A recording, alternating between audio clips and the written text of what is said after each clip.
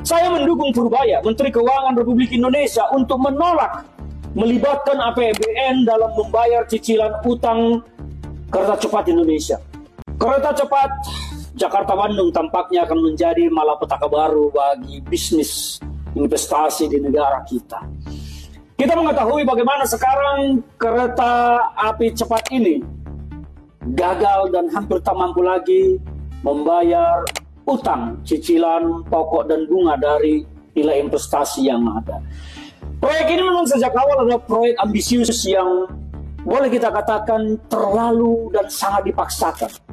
Dari banyak analisis, perhitungan, kajian, dan risiko kemampuan membayar utang atas proyek ini, banyak yang mengatakan dulu tidak akan sanggup, tidak akan mampu, karena besarnya nilai investasi yang dibuat untuk menjadikan proyek ini menjadi nyata. Tetapi Joko Widodo, sang Presiden Republik Indonesia, yang kedunguannya sangat tebal, memaksakan proyek ini harus jadi dan nyata. Karena ambisi di dalam hati dan pikirannya, Jokowi ingin meninggalkan sesuatu yang monumental dalam masa jabatannya.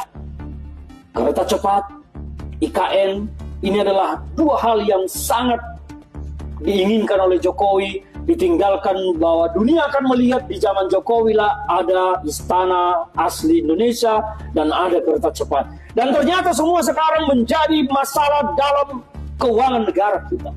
Saya mendukung Purbaya, Menteri Keuangan Republik Indonesia, untuk menolak melibatkan APBN dalam membayar cicilan utang kereta cepat Indonesia.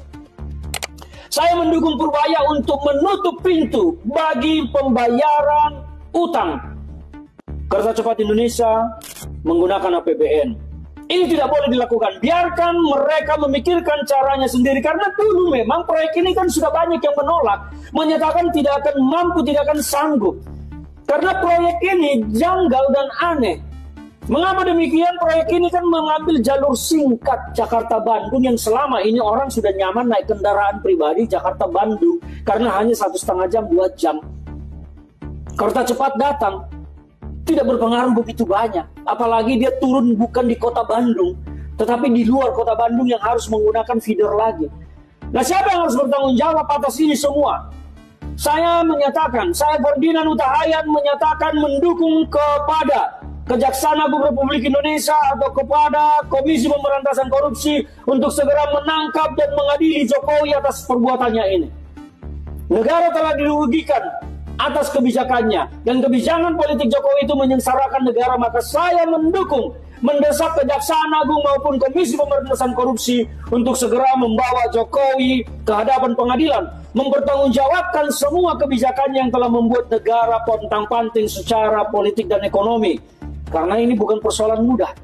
Ingat, trust global terhadap investasi di negara kita, untuk berinvestasi di negara kita akan menurun dan sangat sulit ketika kereta cepat ini gagal bayar. Siapa yang harus bertanggung jawab?